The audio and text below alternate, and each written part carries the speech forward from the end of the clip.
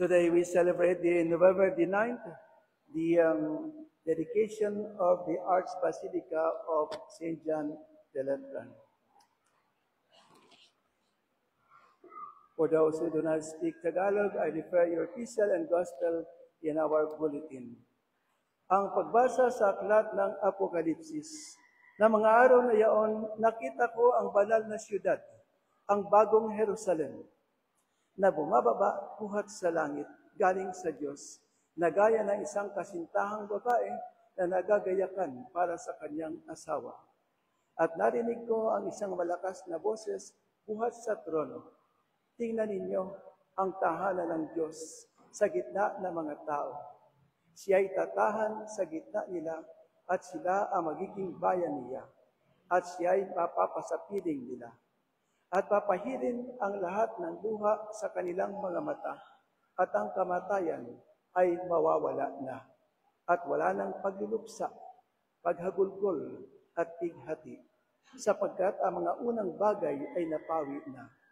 At ang nakaupo sa trono ay nagsalita, "Heto, ginagawa kong bago ang lahat." Tumayo po tayo para sa pagpapatuloy ng Ebanghelyo ayon kay San Lucas. Noong panahong iyon, nang pumasok si Jesus sa Jericho, ay may isang taong nagngangalang Zaccheo, puno ng mga publikano at siya'y mayaman. Ibig niyang makita si Jesus kung ito'y sino at hindi mangyari sa karamihan ng tao sapagkat siya'y isang pandak. At nagpauna siyang tumakbo na umakyat sa isang sikomoro upang makita sapagkat daraan doon. Pagdating sa lugar na iyon, itinaas ni Jesus ang kanyang mga mata at siya'y nakita at sinabi sa kanya, "Magmadali kang bumaba sapagkat makikituloy ako ngayon sa iyong bahay." Nagmadali siyang bumaba at maligayang tinanggap si Jesus. Nang makita ito ng lahat, sila'y nagbulong-bulungan na di umano'y siya'y nakituloy sa bahay ng isang makasalan. Tumindig si Zaccheo at nagwika sa Panginoon, "Panginoon, ang kalahati ng aking ari-arian ay binibigay ko sa mga dukha. At kung ako'y may nadaya, ay sinasaudi ko ang makaapat na higit." Sinabi ni Jesus sa kanya, "Sa araw na ito ay dumating ang kaligtasan sa sambahayanang ito. Yamang siya man ay anak din ni Abraham, sapagkat ang anak ng tao ay naparito upang hanapin at iligtas ang mga nawawala." Maupo po tayo. Para sa ilang patalastas, some announcements. Finally, the last Sunday of Mass, the following proposed to receive the sacrament of holy matrimony in the Roman Catholic Church, Mr. David Stanley C. Tonelet of Caloocan City, Metro Manila, and Miss Jimmy Lou Salinel Ramirez of Polangi, Albay. Date of proposed marriage will be tomorrow, November the 10th of this year. Any persons knowing of any impediment to this union are obliged under conscience to notify the prior as soon as possible, or the celebrating priest, which is your servant, to notify if there's impediment for this marriage. As I said, today we celebrate the feast day of Saint Savior, St. John Lateran, the Archbasilica. The masses for this week are normal, nothing special. Second collection next Sunday for church maintenance and repairs. First communion, Christmas of this year, December the 7th, the deadline of the registration, and December 13th, written or oral exams at 1:30 p.m. December the 24th, confession, recollection, and practice. And December 25th, the first communions at 9 a.m. Mass. O para sa may mga batang magpe-first communion, tandaan niyo po na sa December 7 ang deadline ng pagpapalista at December 30 naman ang exam at December 24 ang kanilang pagkukumpisal, pagre-recollection at yung practice ng celebration ng ceremony. At December 25, araw-araw ng Kapaskuhan sa main mass, 9 a.m. ang kanilang First Communion. OLVCS raffle, December the 18th of this year. Our Lady of Victories Catholic School will have a raffle on December the 18th. Tickets are available now at the school, at the St. Thomas Aquinas bookstore downstairs, and also at the entrance of the church today. So please help our Father Ferrer who have initiated this project together with the school staff.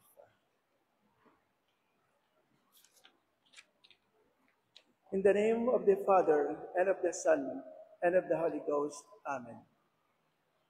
The Pope is the Bishop of Rome.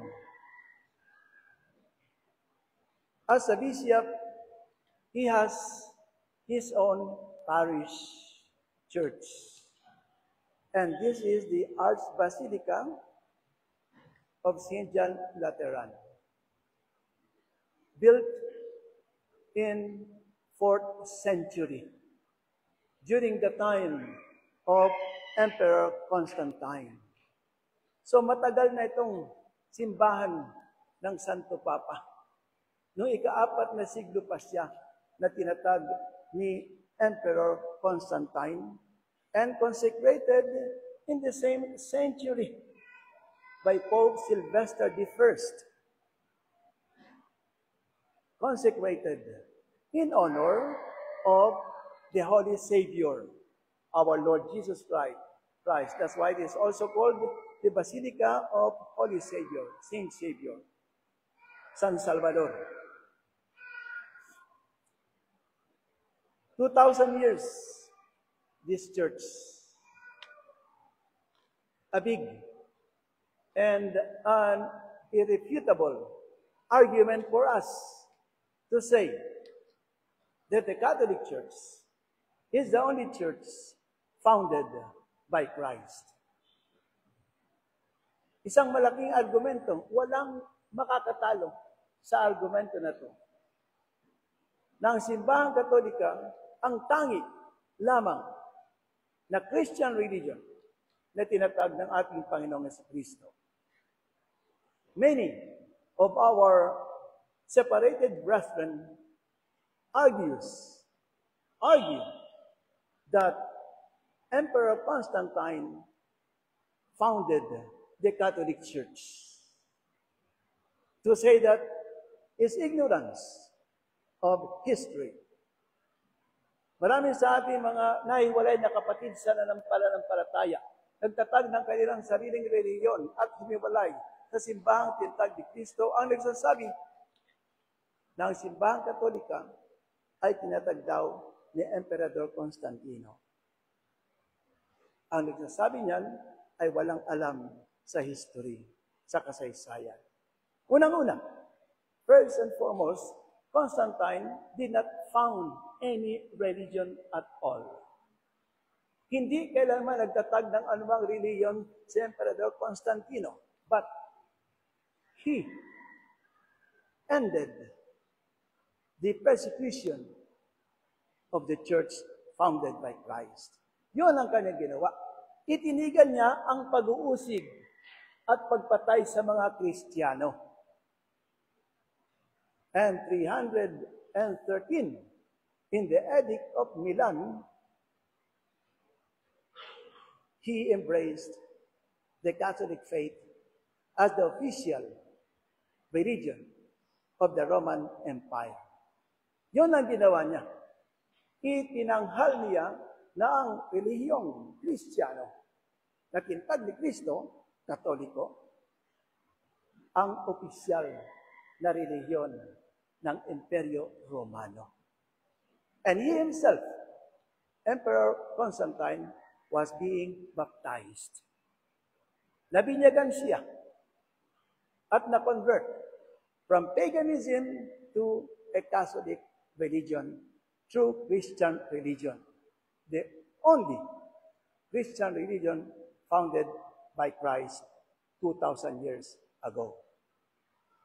Nabinyagan siya bilang miyembro ng simbahang tinatag ni Kristo, ang Iglesia Katolika Apostolika Romana. To be converted is not equal to found something. So hindi ibig sabihin, nabinyagan siya, may tinatag na siya. No, he became member of this church.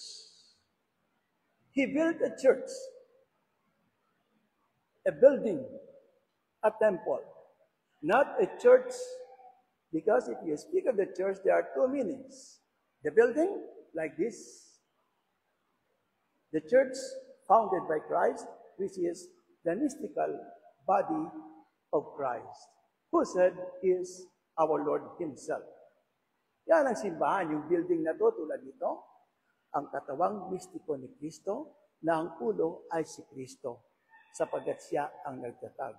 Kaya ang simbahan ay banal, sapagkat ang nagtatag nito ay Diyos at banal. The church is holy because the founder is holy and He is God.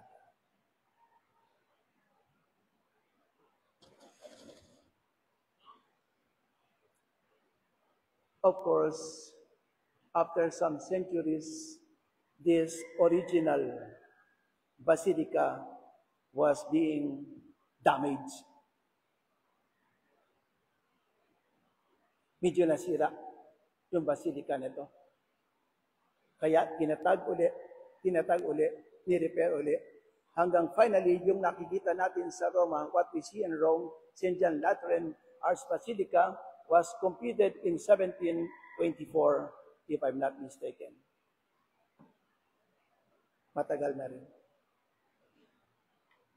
It was consecrated, I said, by Pope Sylvester I. Kinonsagra siya. Ang dambana ng Diyos. Kung yan ay maliit na kapilya, if it is a small chapel, we bless it. And the chapel will be exclusively used for religious activities. Exclusively Catholic. And Catholics alone can celebrate Mass there. If it is a big church, and it has fulfilled the requirements for a church to be consecrated, then it is consecrated. Kapag malaking simbahan, kapag natapos na yung mga requirements para ma-consecrate yun, kinokonsagra yan ng inang simbahan. A bishop will consecrate it, a cardinal may consecrate it, and the Pope can consecrate it, but not the ordinary priest, because we do not have the fullness of the priesthood. It is the bishop, Monsignor, the ordinary, has the right and power to consecrate the church. Siya lang may kapangyarihan at karapatang magkonsagra, magtalaga ng isang simbahan upang maging opisyal na banal at tahanan ng Diyos. The house of God, Domus Dei. That is why, in the church, you may see those candles. I think they have been melted already. Okay? Sa mga simbahan, meron mga consecration candles. 12 pillars. Dito, 1996 yata na-consecrate to. Ganon din, all the churches, if you see those crosses and the little pedestal to put the candles, meaning the church is consecrated and not merely blessed. Hindi lang siya bendisyonan, kundi konsagrado siya. Konsagrado. At dahil banal yan, banal ang turing natin dyan. We should behave holily. We should behave with modesty in speech and in dress. It is consecrated for the divine worship sa pagsamba sa Diyos. Even though some separated brethren would complain. They say, why do you build a church in honor of Mary, Our Lady of Lourdes, Our Lady of Fatima, Our Lady of Carmel. Why? Jesus is the only way, the truth, and the life. Why do you name your church? Why do you build a church in the name of Mary? Yeah. Because by God's permission, Our Lady appeared and requested the church in her honor for the greater glory of God. Hiniling ng mahal na Birhen dahil may mission siya galing sa Diyos na magtayo ng isang simbahan sa kanyang karangalan. Subalit, sa kaluwalhatian ng Diyos for God's glory. That is why, in our churches, consecrated or not, we worship not Mary, not the saints. No. Hindi natin sinasamba ang mahal na Birheng Maria. Hindi natin sinasamba ang mga santo sa loob ng simbahan. We worship but God alone. Siya lang ang ating sinasamba. Subalit, ang mahal na Birheng Maria bilang ina ng Diyos ay ating pinararangalan. We honor the Blessed Virgin Mary because she is the Mother of God. Theotokos, as defined in year 325, if I'm not mistaken, the year or 5th century, Mother of God. We honor the saints and we pray through their intercession to our Lord Jesus Christ. But we do not worship them. And we know that. And we have said that thousands of times to our separated brethren, but they do not believe because they insist that we worship.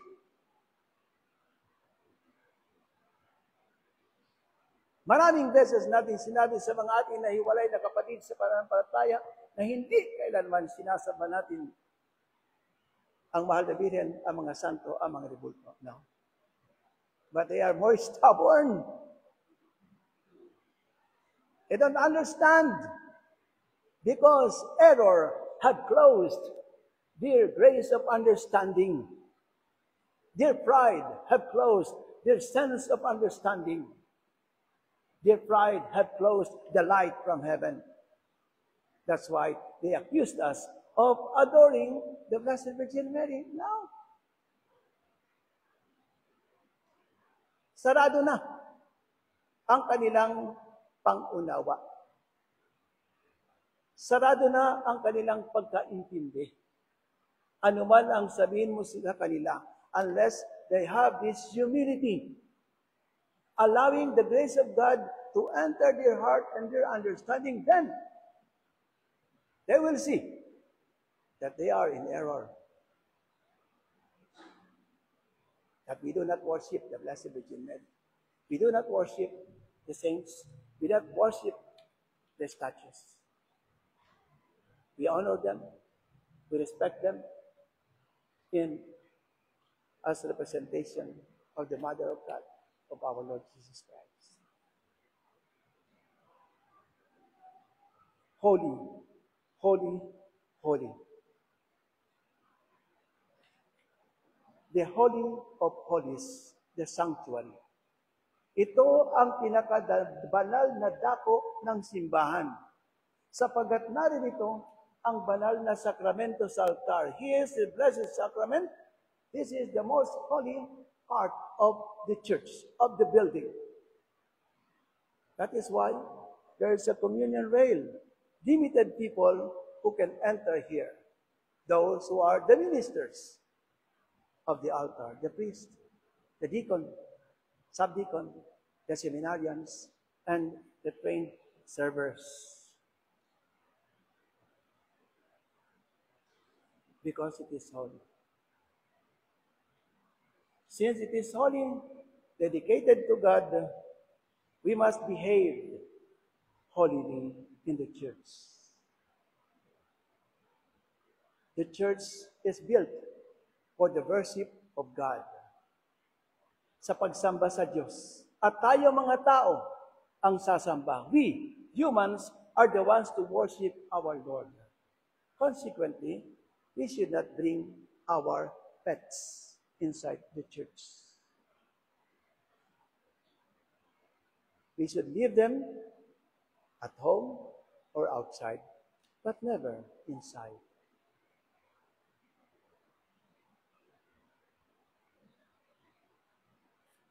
Here I don't see, thank God.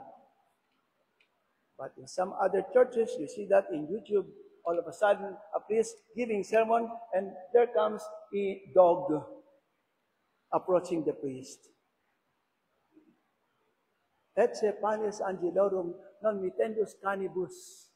This is the bread of God, not to be given to the dogs. Even the holy place, this is for us, sanctified by our Lord. With reason, rational creature, not the pets.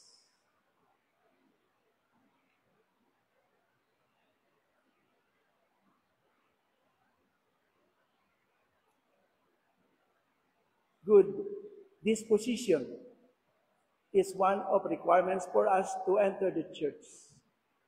Good disposition meaning you are willing to enter this church, this building, this place of worship, to worship our Lord, to pray, to edify yourself, to sanctify yourself, and to cleanse yourself if need be in the sacrament of confession. Good disposition, I said, not sleepy, not young lad, young lady sleeping on the shoulder of her dad, of his mom.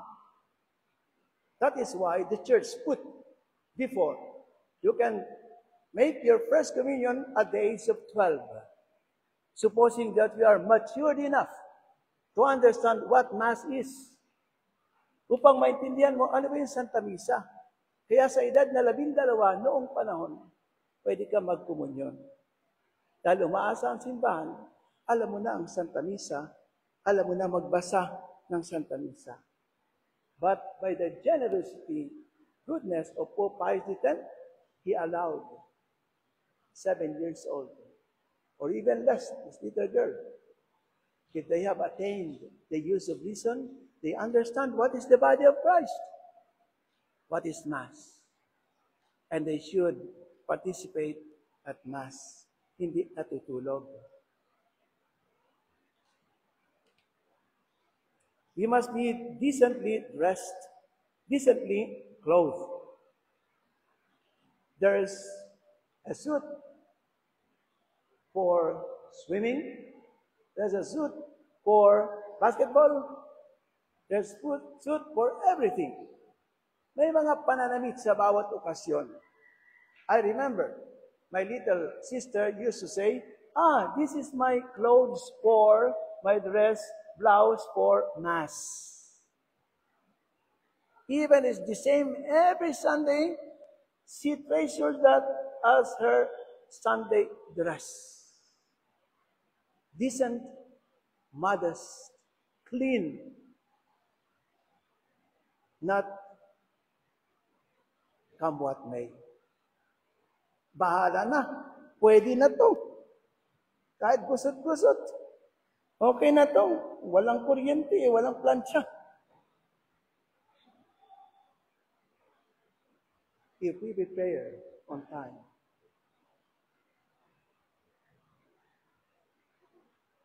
modestly, we don't wear shorts, man or woman.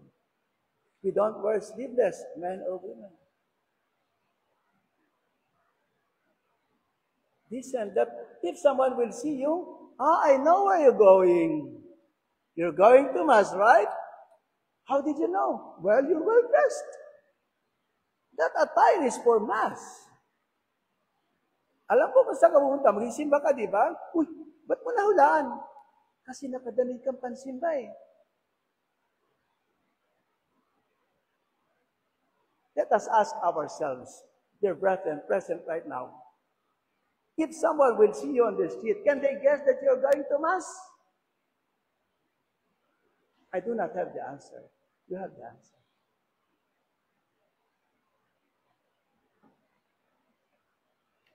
For the love of God. For the love of God. We are body and soul. We are not pure spirit. We are not pure body. Man is composed of body and soul. Nilikha kang katawan at espiritu. You clothe your spirit with the grace of God, with the sanctifying grace, and you nourish it with the body of Christ. You clothe your body because it is the temple of the Holy Spirit, not to be an object of lust and concupiscence because you are dressed modestly, not indecently. You dress your body because temple of the Spirit, and this body now is going to worship God. It should be prepared exteriorly as well. Disposed and ready to worship God in spirit and in truth.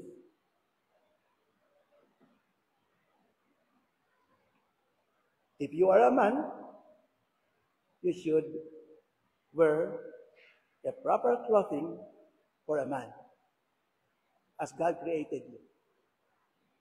If you are a woman, God created you a woman, you must wear a clothing for a woman, as God had designed you as a woman.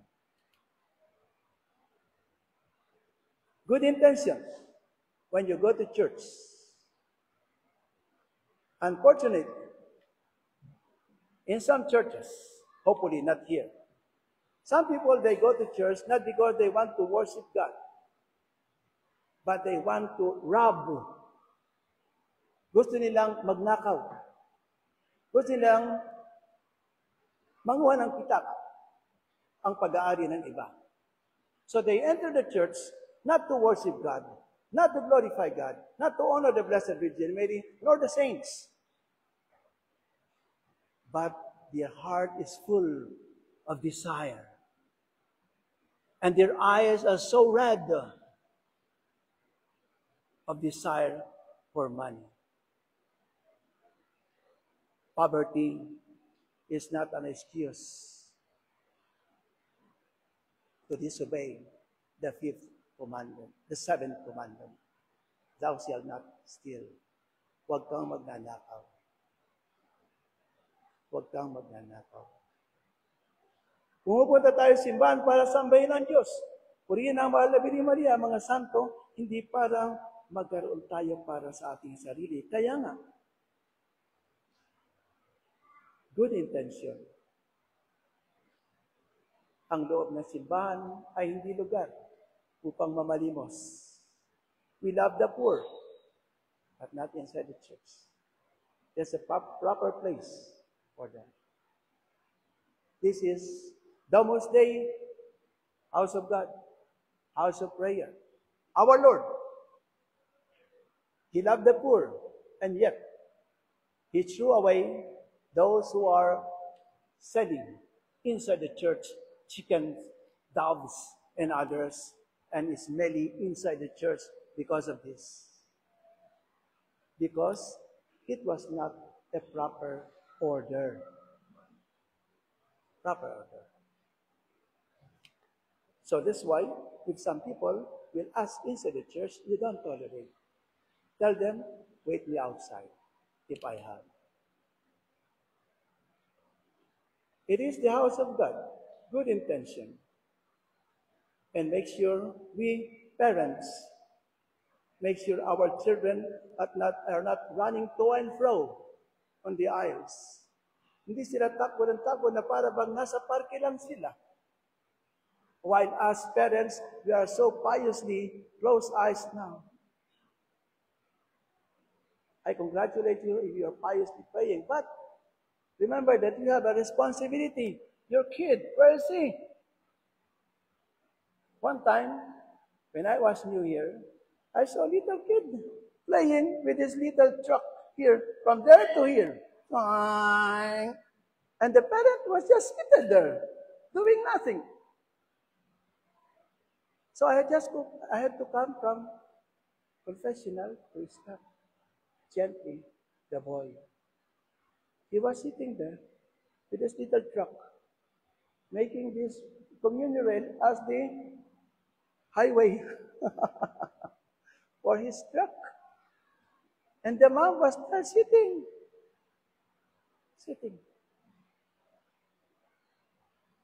Hindi mo kayang suhetuhin ang iyong anak. How much more pag lumaki yan? Before they come, you should know, son, daughter, this is not a party. Hindi ito laruan. Bahay ng Diyos to. That is why even children, make sure, please, they're wearing pants kung lalaki. Wearing nice dress kung babae. Bata naman yung father eh. Pwede na nakashort. Sa ganyang edad, nagsisimula ang education of children, formation of children. Kapag tumatak sa isip niya, pwede pa lang mag-short sa simbahan. So that will be the bringing up of the children.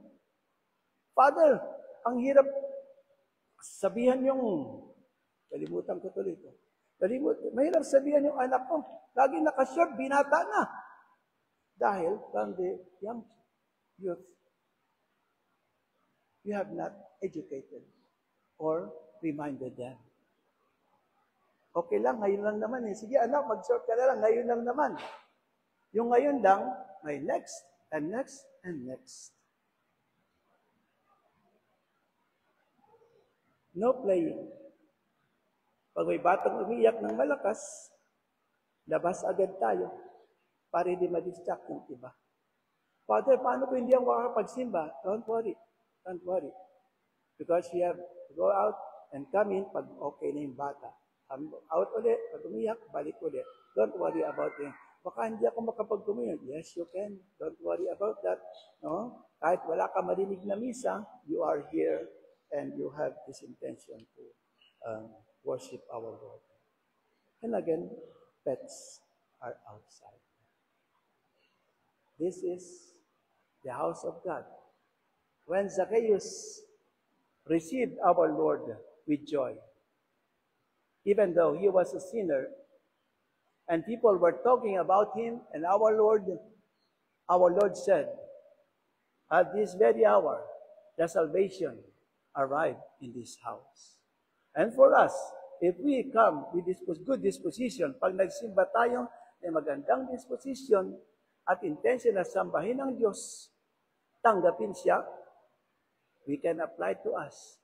And the salvation comes to me right now. Sa ngalan ng Ama at Anak ng Espiritu Santo. Amen. Tumayo po tayo.